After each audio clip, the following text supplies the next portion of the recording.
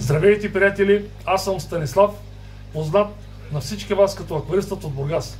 Правя едно видео, което ще е трудно за мен, но откровено искам да ви обясня какво се случва.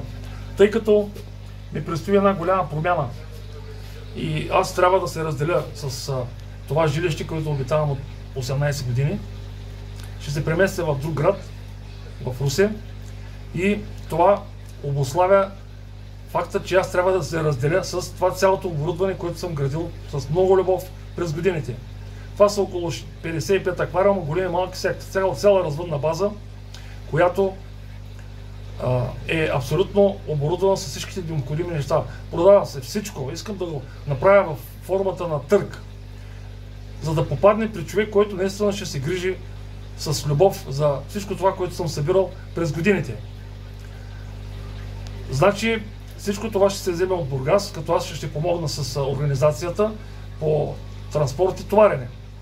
Началната цена е 3500 лева, като в коментарите вие записвайте примерно име и град на човека и цифра, за да може после аз да се свържа с него.